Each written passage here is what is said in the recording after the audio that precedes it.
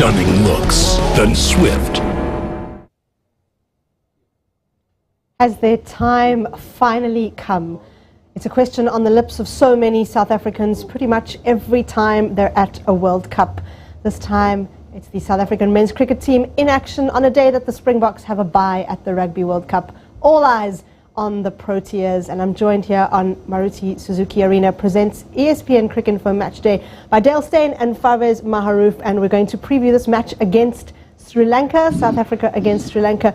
South Africa have all the aces here. They've beaten Sri Lanka several times in World Cups, the last 2 times by 9 wickets. Dale, your opening thoughts on this clash? I think it's going to be a tough game, actually, for the South Africans. It's not an easy game by any stretch of the imagination. Sri Lanka have got some incredibly good players, and in these conditions, you know, if South Africa, let me put it this way, if South Africa were playing in Sri Lanka, in South Africa, or somewhere where there's a bit of pace and a little bit of bounce, I feel like they'll be totally fine. But in these conditions, especially in Delhi, it's a little bit low, it's a little bit slow. Anyone who can roll their arm over and turn the ball just a little bit becomes extremely difficult to kind of face. And Sri Lanka have that in spades. They've also got some extremely talented batters, so it's not going to be an easy task if South Africa want to get their campaign off to a start. But Sri Lanka also have their hands full because South Africa is also a good team, you know, at the end of the day. So it's a good game that we've got coming up. Yeah, and Farveez, I was in Zimbabwe, watched Sri Lanka perform at the qualifiers. I mean, it seemed like they really meant business. They were a team that were very determined to get to this World Cup. Now they're here. What can we expect from them in the opening exchanges?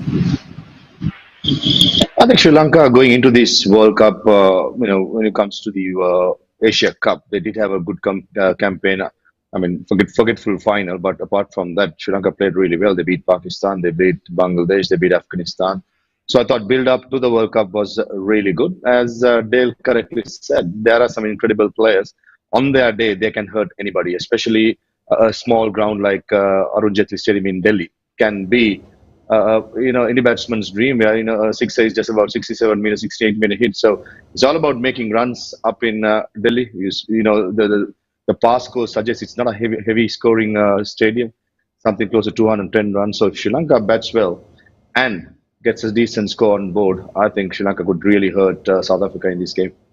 Okay, we've already got some early score predictions in there, but before we get into the nitty-gritties of this match, Dale, I want to focus on South Africa's captain, Themba Bavuma, who is having an incredible 2023. He's averaging over 70 this year in 50-over cricket, and he's quite a particular kind of cricketer in that he's done so well in the 50-over format, unfortunately not so well in the 20-over format, which makes him unique in that aspect. And seems like when he captains the team in ODI cricket particularly, and I suppose in Test cricket also to a smaller degree, he really galvanizes them. He's a great force for them. You know him pretty well from your time at the Sunrisers and of course with South Africa. What kind of a person is he, and how does he bring people together? Oh, Themba, he's just he's got such a big heart. You know, for a little man, he's got such a huge heart and has the respect of every single guy in the team. You know, before he became captain, he was, and still is, such a team guy. You know, he's the guy that's kind of always around. He's a great fielder.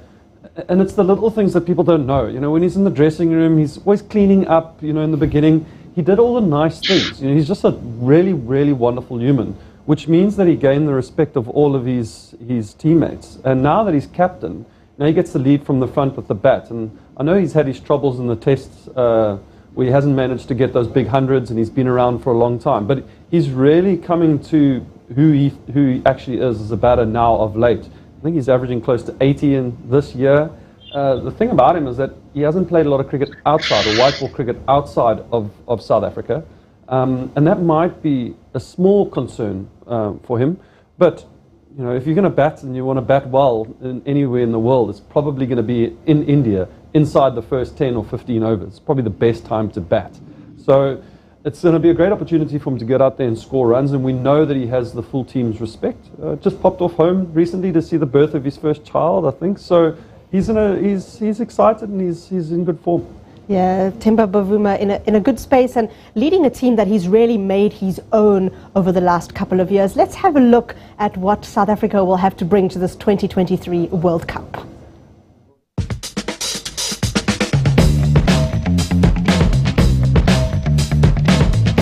South Africa, a team that's struggling to shrug off the chokers tag in World Cups. This is largely because of that famous tied match featuring a tragic Donald Kloosner run-out in the semi-final of the 1999 World Cup. And perhaps also because of the Grant Elliott six in the final over of the 2015 semi-final. To make matters worse, the Proteas have also crashed out in the knockout phase in 1992, 1996, 2007 and 2011. The past has been painful, but the present is promising. In their recently concluded ODI series against Australia, they showed great mental toughness, coming back from 2-0 down to eventually win 3-2. So, what's it going to be this time? Can we rely on South Africa to make their first men's ODI World Cup final? Well, one thing we can rely on is their middle order. South Africa's numbers 4 to 7 have the best average and strike rate amongst any team in the tournament by a long way. Surprisingly, it's their pace attack that's been letting them down a bit. In ODIs since 2022, the speedsters have been going at a staggering average of 42.58 in the first 15 overs. The pace may be off with the ball, but with the bat, South Africa have some rapid scorers. Since the start of 2022, Heinrich Klaasen has been scoring at a strike rate of 133.7 in ODIs. He's managed 710 runs in 15 innings in this period, averaging 54.61. The other player to watch out for is David Miller, especially because he's been incredible against spin. In ODIs since 2022, Miller has an average of 95 against spinners. This is a very talented South African side that could make it to the knockouts. The question, as always, is will they take the next step? Parts of that were a little bit difficult to watch, I imagine, for the both of us sitting here. But some interesting things to talk about, which we're going to touch on in a moment. Just an update from the toss in Delhi that Sri Lanka have won the toss and they've put South Africa into bat. So South Africa will have to set a total there. And we're going to come to the tactics and the matchups and all of those kinds of things in a moment. But Dale, I really want to get your thoughts on some of the things we saw earlier on in that package where you had to relive Grant Elliott's six, and we've been talking about it off air as well. Both of us have seen South Africa at World Cups go through quite a lot.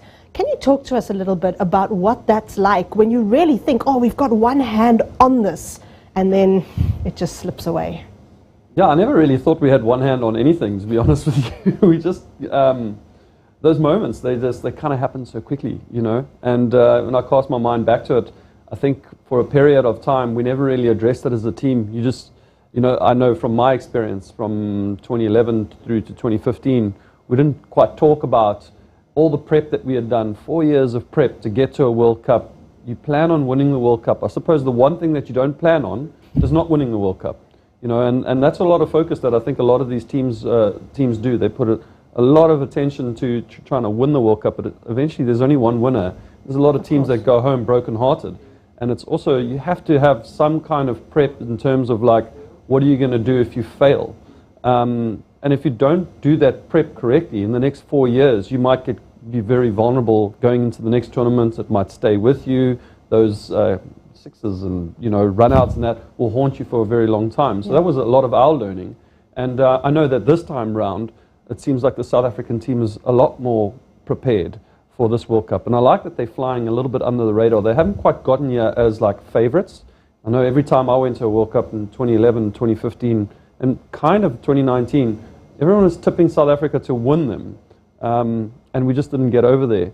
Whereas this time around, I almost don't even have them in my top 4. So I'm hoping that they get into the final and potentially win. But I think they've dealt with it a lot better in the last few years. Yeah, Farveez, I think you had them in your top 4. Maybe you had them there competing against New Zealand. But there's obviously a bit of a psychological thing that happens to teams that don't win World Cups. And Sri Lanka have had a bit more success than South Africa over the years, reaching the final. Well, reaching the final, first of all, is more success than South Africa, but also the last time the tournament was played here in the subcontinent. Is there the same kind of expectation around them? And how do you think they've dealt with failure in the past? I think history speaks to itself. You get Sri Lanka in World Cups, T20, be the 50-over World Cup.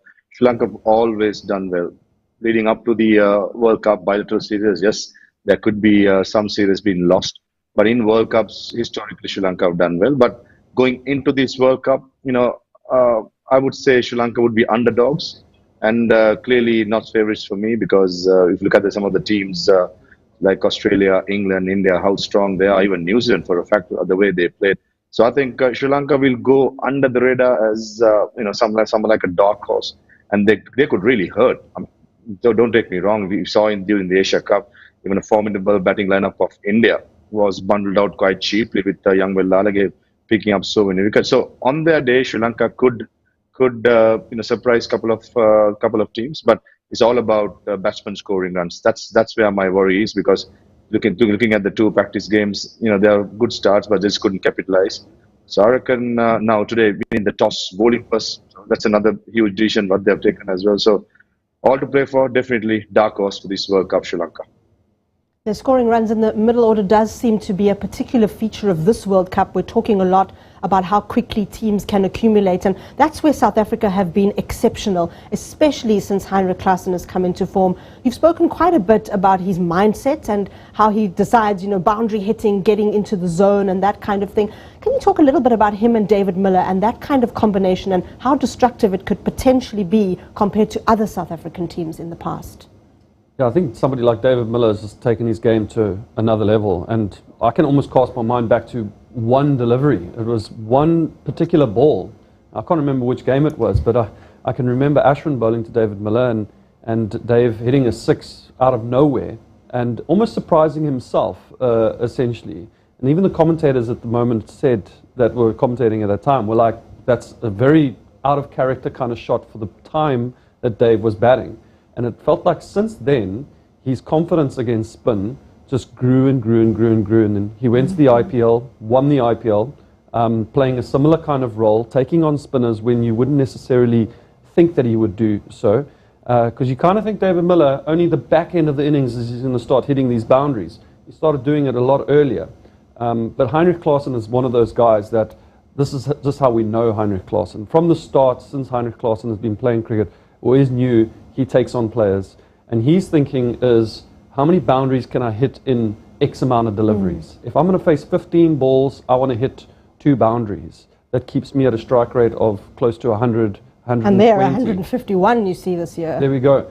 So it is incredible to when you start speaking to these guys, to understand their thinking. Some guys think, they put themselves under pressure, and eventually, now I need to hit a boundary. But Klaasen is working out, if I face 20 balls, I'm definitely going to hit 3 or 4 boundaries. That's going to have my strike rate at this and that, and somewhere else I might be able to sneak another one. So it's very interesting to listen to these guys and how their thinking goes. But now they're starting to put it out there in performance too. It's not just I'm saying this, they're actually doing it. Yeah, one thing to talk the talk, but another thing to walk the walk. And some great averages in South Africa's middle order: 64 for Aiden Markram this year, 58.5 Heinrich Klaasen, 54.2 for David Miller. They're all in action today, so South Africa's 11 has been released. Of course, let's take a look at the playing teams there. Temba Bavuma will lead South Africa in a World Cup. It's a proud moment for him. He becomes South Africa's first black African captain in cricket at a World Cup. He joins Siya Kolisi with that honour.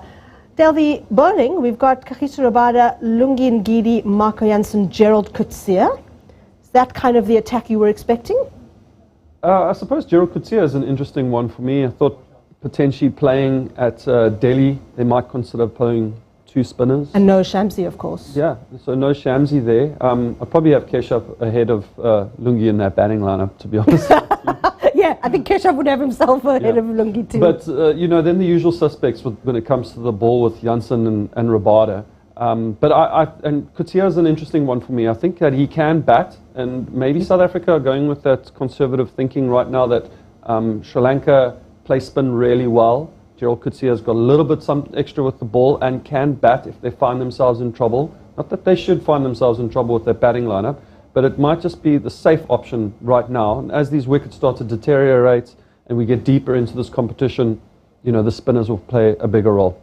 Yeah, so just deciding then to go with Keshav Maharaj, who we have to say has made a miraculous recovery from a ruptured Achilles. It's taken him 6 months, and it can take players up to 9 months, sometimes even a year. And maybe if there's time a bit later, Del, we're going to talk to you about some serious injuries. But I want to turn to Farveez and Sri Lanka. Farveez, we spoke about Temba and the responsibility on his shoulders and also the storyline behind his leadership. Can you tell us a little bit about Dasun Shanaka? He's had a great record, 14 wins, and I suppose there are a couple of questions about his own form. How are these two things balancing out? I think he's been a out of form player when it comes to batting for a while now. I think from the qualifying stage up in Zimbabwe, ever since then in the Asia Cup, he has been failing quite dramatically. But I think leadership skills have kept him in the team, in the squad. There was plenty of talk about his captaincy leading up to the World Cup selection, but I think selectors took the right call by giving him another go in the World Cup, because he's been built up as a captain for the probably last 3 years, and all of a sudden crunch time during the World Cup, you don't want to change the leadership. So I reckon he's just holding on to it, and I just hope that Dasun will go out there and play his natural game, because we all know that if Dasun gets in, he's a six-hitter, he's a good finisher, what Sri Lanka is looking for at number 7. So being a captain, coming good with the bat is paramount for him to have that confidence. Yes, he will bowl probably 4 to 5 overs as well. So I reckon skipper Dasun Shanaka got to lead from the front in this World Cup. Yeah, so different expectations on both the captains. Dasun Shanaka will lead a Sri Lankan team that's been hit by a couple of injuries. Let's have a look here at what they're going to offer at this tournament.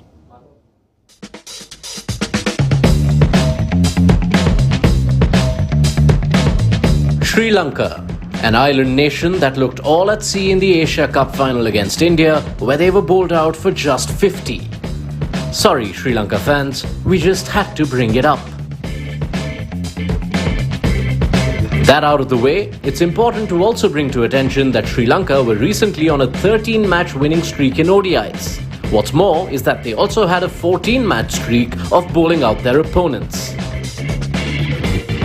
The last time Sri Lanka played a World Cup in India, they got all the way to the final. Mahela Jayawardene got a ton in that final. The only thing they didn't get was their hands on the trophy. This time around, do they have what it takes to go one step further? They've definitely got one of the best spin attacks in the tournament. Well, second best to be precise, when looking at the bowling average of the top 10 men's ODI teams since 2021. But it's their batting that tends to be the Achilles heel, especially when you look at the lower middle order. No team has been as bad as them in positions 6 and 7. Thankfully, Sri Lanka looks solid at the top. Amongst the top 10 sides in the format, since 2021, Sri Lanka have had the second most 50-plus opening partnerships. So who are the ones to watch out for in this side? First up is Mahesh Theekshana, the spinner who often bowls with the new ball. He's been Sri Lanka's leading wicket-taker in ODIs since his debut in September 2021, with 44 wickets in 27 matches. Among the batters, Charita Salanka could prove to be a match winner. Since his debut in 2021, no one has scored more runs than him at number 5. They may not have the strength that the 2011 World Cup squad did, but in subcontinent conditions, Sri Lanka could sneak in to the knockouts. That's what Sri Lanka will bring to the tournament. Let's have a look at their 11 for this match, because unfortunately they've had another injury concern in that Mahesh Theekshana is out with a hamstring concern. Farveez, talk us through some of what you expected in terms of their starting 11. Is it what you see on the screen? Yeah, the top 10 pick itself. I think Sri Lanka is going with a one fast bowler extra. Usually Sri Lanka goes with Mahesh Theekshana as the main spinner, with Lalage as the second, and Danja De Silva as their third spinner. But in this game, they've opted to go with 3 quicks. I think that's the main reason I can think of is the smaller boundaries up at Delhi, as well as bowling with the wet ball if they were bowling in the second game. So I think Dushan Hemantha could have been an option, but lately Dushan Hemantha, the leg spinner, have not been bowling really well. So I think that's where Sri Lanka have gone and opted to have 3 quicks rather than having extra spinner there. So Mahesh Theekshana, I think he's not that far away. He joined the team only a couple of days ago from Sri Lanka. He was doing his rehabilitation work on his hamstring, which he damaged during the Asia Cup. So, he'll be a big miss. He's going to, if he was playing, he will bowl with the new ball in the middle overs, in the death overs if needed. He's a complete bowler. So, Sri Lanka is dealt pretty badly with Mahesh Deekshana, Wanindu Hasaranga, Dushmantha Chameera, probably one of the top 3 bowlers when it comes in the world as well. So, huge loss. But I think it's up to the youngsters now, like Dilshan Madhusanka and Matisha Patirana, who are just 21, 22 years old, to get this opportunity and show the world that what they're capable of. And it seems like injury's been a little bit of a theme through this World Cup. Of course, with the volume of cricket played these days, these things tend to happen. But I guess a little bit surprising that both sides here have gone in with the spinner short. If we look at the record at the Arun Jaitley Stadium in Delhi, where spinners have done really well, and we can see from a couple of the stats that we're about to get that the spinners average 22.87, strike rate 27. And the pace bowlers haven't done too badly comparably. But Dale, if you're looking at that South African 11, apart from Gerald Coetzee offering that extra batting, what could have been the other reason for leaving Tabraiz Shamsi out? I suppose Shamo's a kind of bowler that's he's a spinner, like when I mean as a spinner, he spins the ball. Yeah. So he requires a pitch that's going to actually turn a little bit. Whereas in Delhi, it's the kind of wicket that can skid on and one does bite a little bit. So bowlers that tend to bowl straight at the stumps, somebody like Keshav, it becomes really, really difficult. Stays low, it skids on. So somebody like Gerald Coetzee, who's nice and tall, bowls nice and fast, if he gets that line and that length correct, he could get batters trapped on the crease, hitting on the pads, balls that are not bouncing as much, rushing batters. That's why you see the seamers, their economy rate's only like 4.5. Whereas Shamsi is somebody who's going to flight the ball. He requires a little bit off the surface to get some spin. And that might be a little bit easier for batters to face today. That's from a South African point of view in thinking. But, you've got to play on the surface first to see what it's going to do. But I know from playing there in the past, it's normally quite flat. It almost looks like glass. It doesn't offer a lot. It kind of skids on. So that could be the reason why they've decided to go with just Keshav today.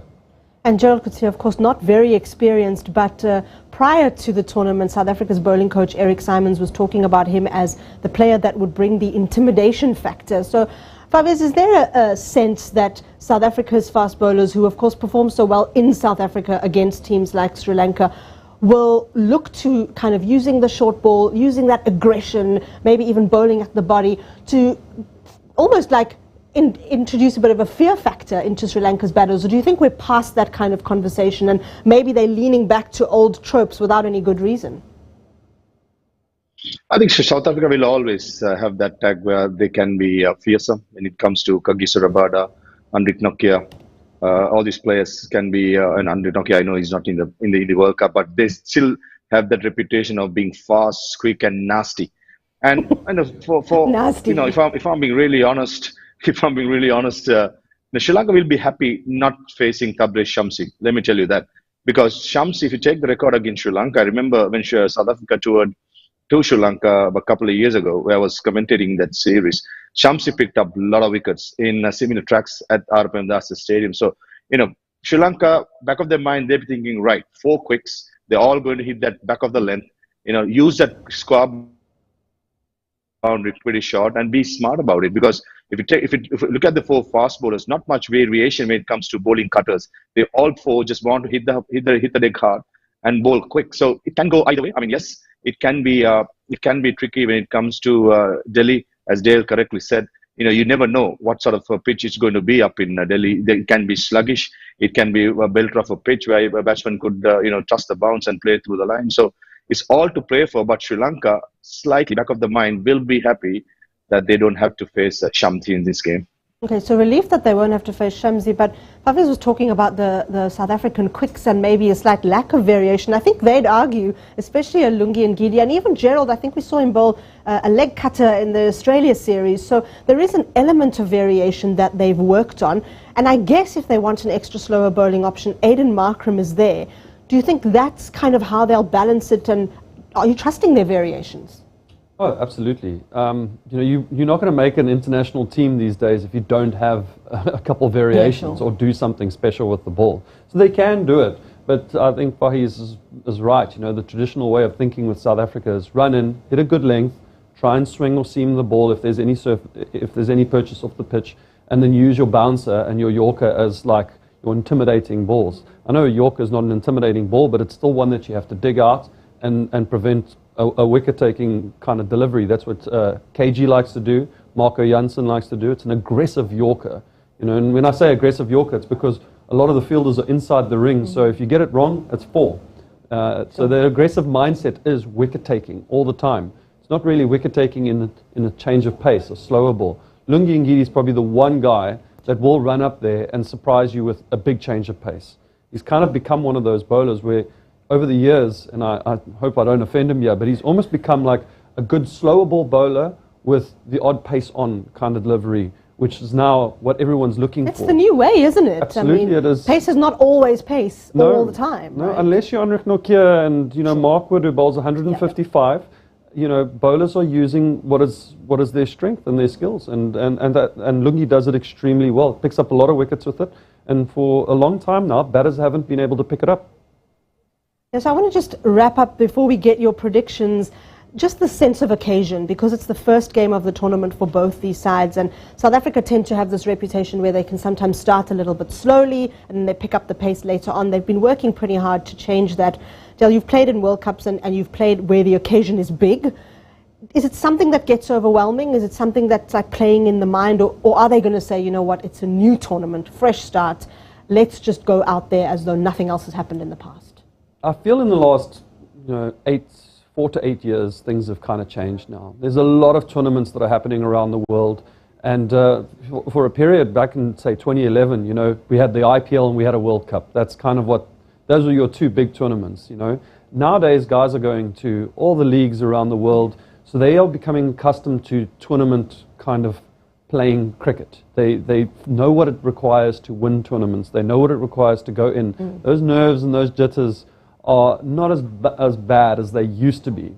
So I would say that these teams, and not just South Africa, but all the teams are kind of a little bit more free in the way that they're thinking, a little bit more free in the way that they go out and play. And those nerves and jitters will always be there because it's a big occasion, but it's not as much as it used to be back in the day. Yeah, so maybe not too many jitters, but I don't think South Africa are going to have too many happy memories of the last time they were at the Arun Jaitley Stadium. They played India in a one-day series there, and they were bowled out for 99. So 99 problems right on that screen. India chased it down very easily inside 20 overs. And you can see it was a pretty tough day for South Africa. The Bjorn Fortuin, Lungi Ngidi took some wickets, but it really was a pitch where there was a lot of spin. Kuldeep Yadav was the main wicket taker there, 4 for 18, and Washington Sundar also took 2 for 15. And that, I guess, illustrated this old trope that we've maybe said is overused, that South Africans generally struggle against spin. So, Farveez, Sri Lanka have chosen to bowl first here at the Arun Jaitley Stadium, or there at the Arun Jaitley Stadium, and I guess that will be the main weapon that they're leaning on. There have been a couple of concerns. You've touched on them in terms of the bowling. Lahiru Kumar is in the squad but not in the 11 today, and then they've got a couple of guys out with injury. How do you think this bowling attack is going to shape up, and what will be a good total to restrict South Africa to? Yeah, it'll be a tough for the fast bowlers as well as spinners against South Africa. If you look at the top 6, they are in superb form. But Sri Lanka in the team meetings, they would have spoken about in right throughout this year, South Africa have not played a single ODI game outside South Africa. They have played everything at home. So these are tests. And as you correctly said, spinners can have a big say. But unfortunately, Theekshana, Vandu Hasananga, all these players who could hurt South African batsmen are not in the team. And you have a young Dunit Lalage, just 21-year-old, as a leading spinner, and Dhananjay De Silva, who's more of a part-timer, but he will definitely bowl his 10 overs. So I reckon, against Quinton de Kock, Themba Dauma, I think don't be surprised if Sri Lanka opens the bowling with Dhananjay De Silva as well, because historically Quinton de Kock again saw spin. He has not the best of starters, so that's a tactic that Sri Lanka could use to. And Pasco in this pitches, Arun Jaitley Stadium 209 is a Pasco, but I feel it's much more than that, because the little visuals I saw in the pitch, it had some grass. Probably the groundsman would have left the grass to keep the top dressing quite high and the ball to skid on. So I think if Sri Lanka to win this game, they have to restrict South Africa under 275 and hope that Dew will play his part later on in the game. Yeah, if I was just on that, I mean, you're talking about what they'll have to restrict South Africa to, and 275 sounds like a reasonable amount there. But are you generally surprised that Sri Lanka decided to bowl first, just given that games at this ground have generally been won by the team batting first? I think it's 4 out of the last 5. Is it just that they think the spinners will be able to do the job? Also, the due factor. That's only things that I can think of. And also, in a World Cup, you just want to get into the groove by bowling first rather than batting first. If you lose a couple of wickets, the pressure will be on the batsman as well. So those are the reasons I could think of. But generally, as you said, I think Delhi's bat first win games most of the time. So that's a tricky call what Sri Lanka has taken. But they would have considered all the options. Maharajavarna is up there with the team as a consultant coach. He knows this venue particularly well. So it's an interesting decision, but I think it's purely to do with due as well as tactical. Yeah, thank you so much, Farveez Maharoof, for joining us for this preview of South Africa, Sri Lanka. We'll be seeing you a little bit later on. Dale, you're going to be staying on before we get to our second game, or our first game, which is now our second game, Bangladesh, Afghanistan. What would you be happy chasing if you were South Africa? Oh, they're batting no, first. Of course, Sri Lanka are chasing. Yeah, I mean, as a South African, I haven't seen the wicket, but I suppose anything kind of over that 300, 320, somewhere there, you feel like in the modern day game now, 300 is like the benchmark, and you want to target any score over that. But anything for South Africa under that 275, Sri Lanka will find themselves in the game. There is a little bit of dew in Delhi, and it tends to skid on at night a little bit better and makes batting a little bit easier. So South Africa will have to put on a good total here if they want to be competitive today. Okay, so that's the wrap of our look ahead to South Africa and Sri Lanka. Teams are getting ready to get going. It's set to be a cracker in Delhi.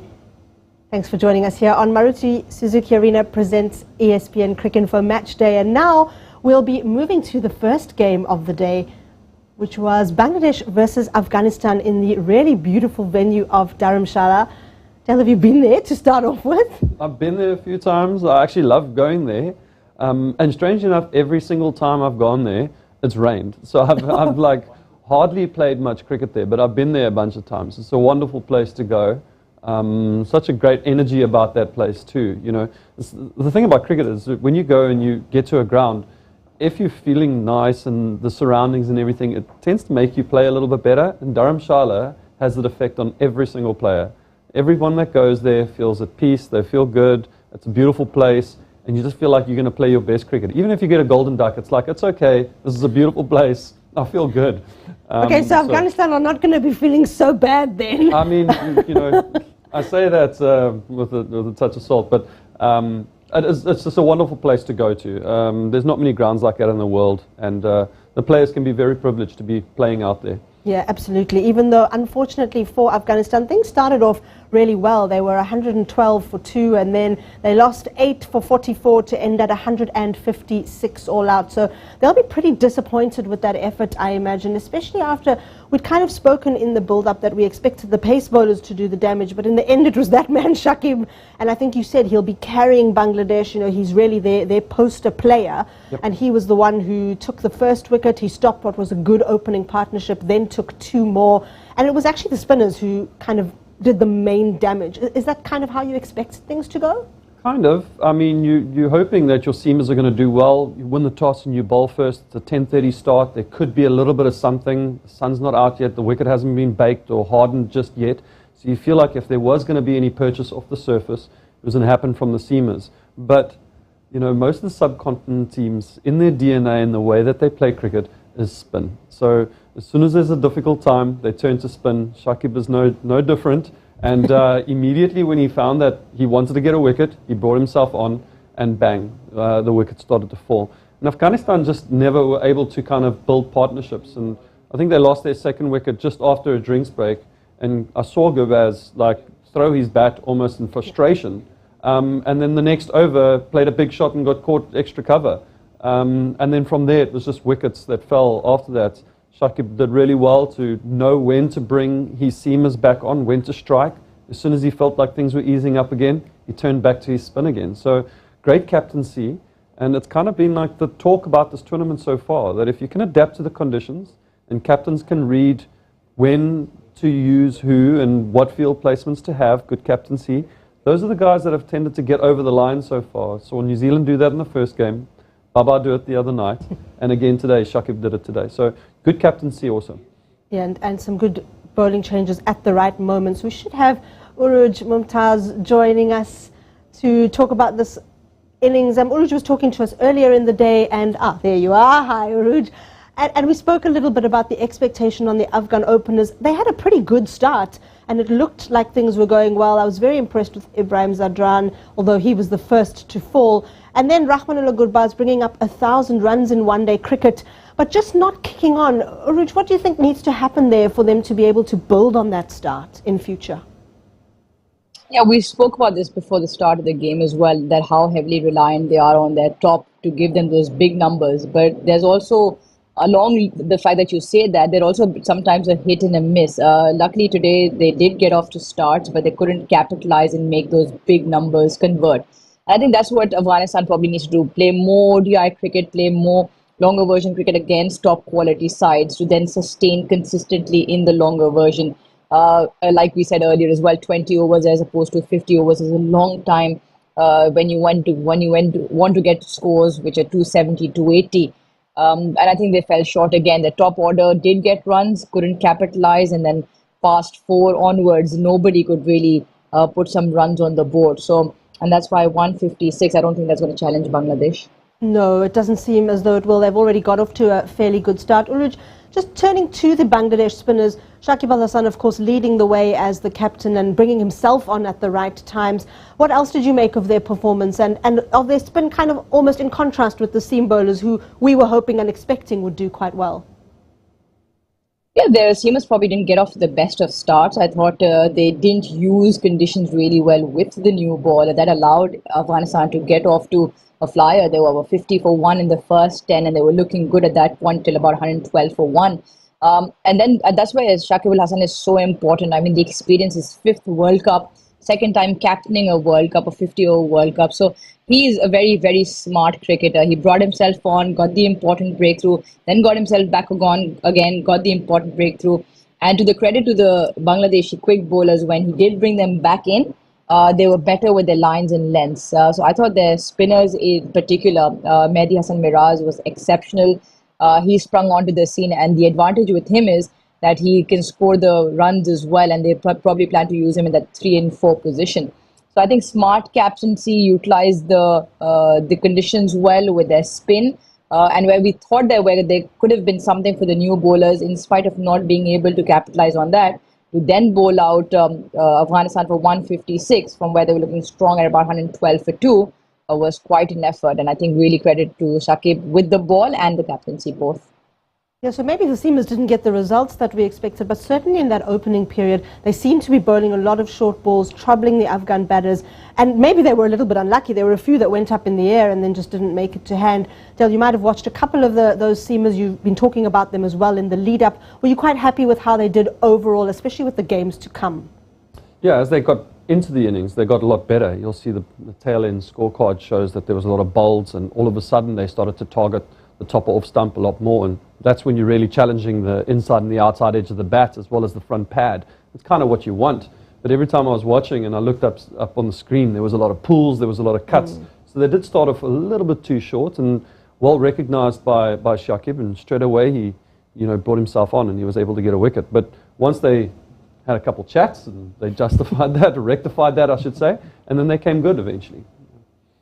Yeah, and it's going to be, I suppose, a really difficult task now for Afghanistan to defend what is, I suppose we agree, a below par total. If there is something they can do to restrict Bangladesh, what would that be? Probably get Rashid on as soon as possible. I suppose he's a wicket taker, but the key thing for them is to try and not bowl those wicket taking balls. I'm watching in one corner of my eye here as Faruqi is running in, and it's something that he's probably been, he gets wrong quite often, is that he goes searching for wickets. You'll see that big in-swinger that he does, it goes down leg and it's wide down the leg side. When if he just keeps it simple and he really just hones in on that off stump, more often than not, he'll probably find the outside edge. He could even get it through the gate and get it bowled. But that's the 2020 mindset. And Uruj is right. When these guys start to play more of the longer version, their patience will not be as tested as much right now. Now it's like 1-2 balls and then they try and take a wicket, whereas good players will wait maybe 2 or 3 overs, good bowlers, before they try that big in-swinger. They build a batter into falling over and then eventually going for it. But now it's almost like a 1-2 trick. And that's because they just don't play enough of the longer format. And a lot of their mindsets are based around 2020. So for them right now, it's to not go searching. They want to just keep it simple, keep pressure, and wait for Bangladesh to kind of come to them and make mistakes. Yeah, Uruj, Dale is talking about the lack of cricket that a team like Afghanistan have had in the 4 years between World Cups. They played just the 29 ODIs, which I suppose we're going to say now it's proving to be too little. Is that what it is? There needs to be not just more cricket, but more cricket against top-tier opposition? I think for teams like Afghanistan, and we were speaking about this against for the Netherlands as well, once you break through that into that top 10 team bracket, it has to be quality cricket all the way through. The Netherlands are speaking about how they want to eliminate the associate word for them, and rightly so. They almost struggled and got through Pakistan yesterday. They did well again with the ball against them. Even today with Afghanistan. So in order to be consistent, they will have to plan their FTPs in a way where they can at least play against sides like Afghanistan, Bangladesh, Netherlands, Sri Lanka, Pakistan, all of them. I mean, like mini tournaments, tri-nation series, but have more ODI cricket. I know it's difficult to squeeze in bilateral ODI cricket apart from the World Cup. They say it's a dying format. In spite of that, the pinnacle world champions remain the ODI World Cup winners. So it's a fine balance, but I think it has to be driven from the boards themselves in terms of what they want to achieve, and hence plan accordingly. It's only match day 3 and we're already talking about the context of ODI cricket, where it fits in, how it fits in, and I suppose that's what's going to happen when you see, as we did earlier today, a team like Afghanistan bowled out for 156. So they will go about trying to defend that. Bangladesh are 20 without loss in the 4th over. We'll be back after this match. We'll also be back in the middle of the South Africa-Sri Lanka match. Here on Maruti Suzuki Arena presents ESPN Crick Info Match Day, and we look forward to bringing you all the updates from this doubleheader on a Super Saturday at the Cricket World Cup.